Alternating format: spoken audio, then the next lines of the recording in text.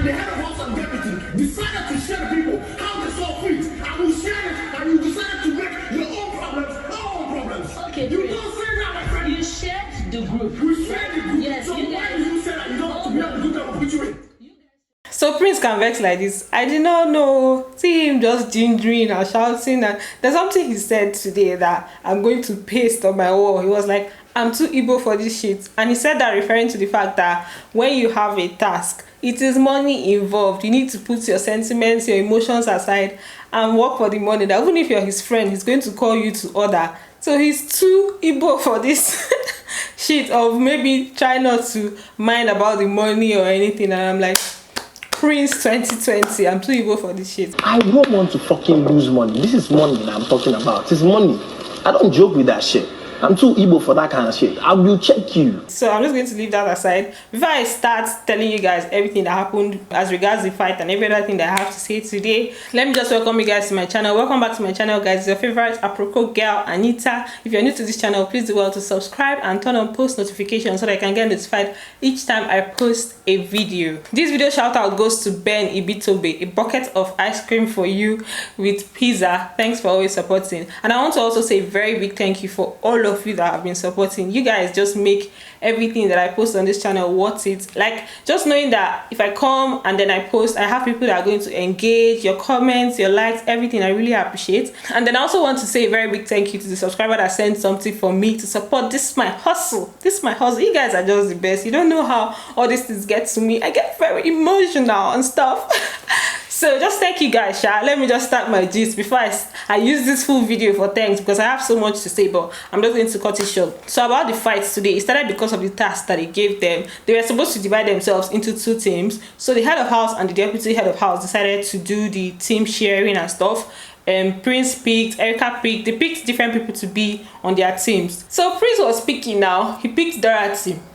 He picked V. Okay, he picked Dorothy at first. Erica picked Nengi. He now picked V. The remaining girl was Lucy. Erica now picked Lucy. So fine and good though, they finished sharing. After some time, Lucy was now saying she doesn't want to be on their team. It was now a case of, okay, who is going to swap now? Who is going to leave the team and stuff. At first, when she said it, it was not really a buzz. They didn't really create a buzz about it. Everybody there saw it somehow, but it's almost like, oh, it's Lucy now. So what she does at this point is expected. So most of them just let it slide and allowed Lucy to be on the other team because they're already 11. So either ways, it's not going to be balanced. So they just allowed, like, okay, let Lucy just go to the other team. We're going to be 5, they're going to be 6, no problem.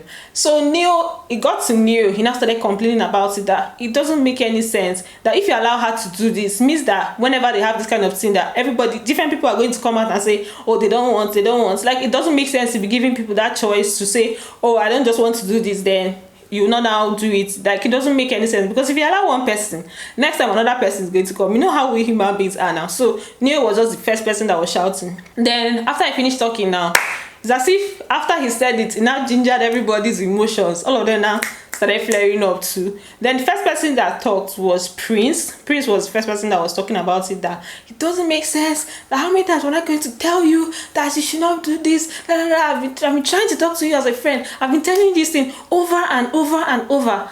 And it is very, very true. This is the same thing that causes issues as in between Lucy and other housemates. It's like, you don't bring your personal issues to something that has to do with everybody. They put you on a group that had kid. You have a personal problem with kid, and you decided to carry it out on all the group members.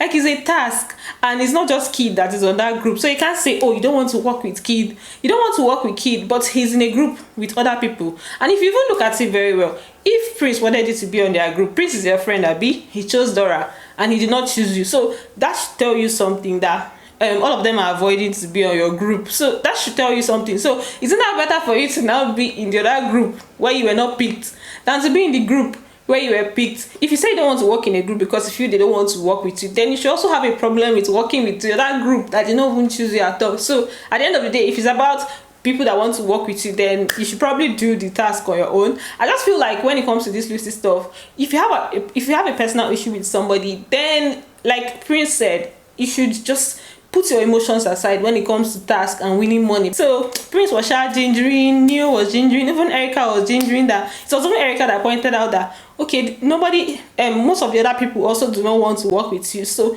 if you're talking about that, why didn't Prince choose you to be on this team if he wanted to work with you? And so she was just shouting. All of them were just shouting. I also saw online when some people were saying that, oh, but when Kid said it, nobody had a problem with it. Why is it that when Lucy is saying she doesn't want to work with them, that they have a problem with it? For all we know, they did not even know what happened. And what Kid did then, he was just telling Tonali Badge, you know, it's kind of saying, like, it wasn't like that deep where you say in front of everybody, oh, I don't want to work with this person. It was like, Tonali Badge, take now, me, I don't want to be on Lucy's team, she's difficult and stuff. And it was not in front of everybody. So isn't that when Ebuka says it on Sunday, they will not say, oh, Kid, why will you say that? Why will you like, they will not come and be attacking him. Nobody does that. Sundays are like the period where you're still thinking about people's eviction and all that things. You're not gonna be attacking Kid because he said he doesn't want to work with Lucy, when most of them even share the same sentiments. But at the end of the day, they acted their drama. Why is my this thing getting dark? Someone is just like playing with me, going up and down. At the end of the day, they acted their drama. Lucy was on Prince's team. It was Lucy, Prince, Dorothy, Neo, LAYCON, and V. Then the other team was Nengi, Erica, Chikiti, Ozo, and Kidwaya, Ozo and Kidwaya. At the end of the day, Lucy's team won. The task was for them to act a drama, present a drama that is not less than 5 minutes, that has to do with the drug, the Amatem soft gel drug, just like brand representation and everything. Just come around and talk about it, use a drama to represent and stuff. So the first team was kind of funny. Nengi was pregnant, she acted as a pregnant woman. Erica acted as a young lady. Then all of them had malaria. You know this kind of thing now. There's a doctor trying to prescribe and stuff, going to the pharmacy. They talked about the brand. Then for the second team, they acted a very Raz drama, like all this I pass my neighbor environment, or face me, I face you environment, where, okay, because of the environment that they are staying, they don't have malaria and stuff. Then the guy was taking drugs before. I think this is what even made them win, because they kind of like compared other brands to the Amatem soft gel. They mentioned that Neo mentioned that he has been taking other drugs and it was too bitter for him, so he can't take it. Then they brought in the Amatem soft gel. Then also the humor that was attached to their drama. Their drama was a bit funny. It was like toutish kind of drama that was funny. So maybe that's why they won. They won 700,000 naira for the 6 of them. So that's like 100 and something K for each of them. Then the other team, they still gave the other team money safe. They gave them 300,000 naira for 4 of them. I'll be 5 of them, 300,000 naira. Then they also gave them like a box of stuff, a bag of stuff. Different things were inside, clothes, massager, and all of that. Then when Dorothy was like jubilating because she saw the massager and stuff, also now said that hope that she's going to use it for her back, as she said, as the massager. And Dorothy was like, this guy, you're not well at all. And it has to do with the story that she told at the beginning of the show, that she uses her face massager as a what did she even call it, but something that she uses to pleasure herself. So this time around, also I asked, I hope it's for your bag that you're going to use it. I'm like, this also is a madman. So that's it for their task. They finished their task. Then there's something that I saw online. They've already crowned LAYCON the winner of this year's Big Brother. LAYCON's fans are just very, very hilarious. They do the most when it comes to Twitter, trends, tweets, everything. They just like do the most. I just saw that post and I was just laughing. I'm like, what is this? You guys are like going far. But it makes sense, to be able to see that, okay, people are supporting somebody like that, because it's like a major support. So they've already crowned him, they've already given him paper, but obviously there's no money involved. This is just like predicting future or whatever it is that they feel is going to happen. If you guys are hearing there's a particular noise I'm trying to like avoid, that's why I'm even shouting right now, so that it's going to overthrow that noise and you guys are going to hear me very well. Then another post that I saw, Sam Clef posted on his page about a guy that is supporting LAYCON with the sum of 50,000 naira. That's for votes. And the guy that was on his page is NENGI'S ex-boyfriend, not the present ex, the ex, because I've seen a lot of people saying that that's NENGI'S ex, that's like the person that she has been talking about in the house. But I can assure you 100%, 200%, that is not NENGI'S, that is not the boy that NENGI has been talking about, because she has dated another person after that boy. This is from a place of information. I'm giving you guys like legit, but that's not the person that she has been talking about. So as I was saying, I just saw that message and I was like, There was another post where I saw where the guy was saying that he's not interested in Big Brother. Somebody came to his comments to drop, somebody came to his comment section to drop something about Nengi, just talking. Although the person said a lot of rubbish, but his reply was that he's not interested in our small brother. He even called it small brother.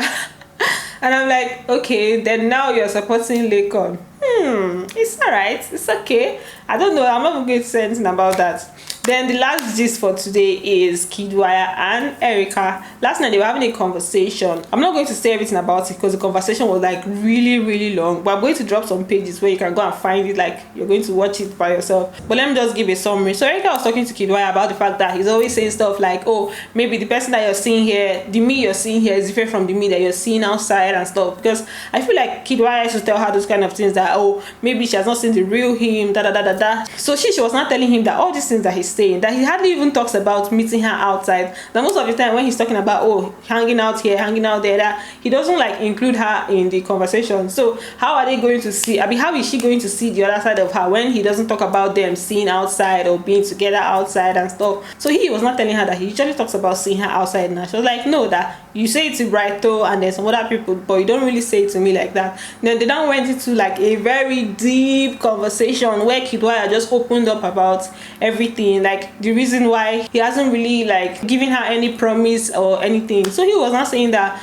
when it comes to the outside world that things are different for him, that he's still in that position where his family has a lot of say in the people that he's with, and that his family people are actually like judgmental with anybody that he's with, that they might just make the person feel like, oh, they're not good enough. They always make people that he's around feel like, oh, they're not good enough for their son, that kind of thing. That for him, he's even trying to see how he can like maybe be more dependent and, you know, be more of himself and stuff. He was just trying letting her know the reality that he doesn't want to.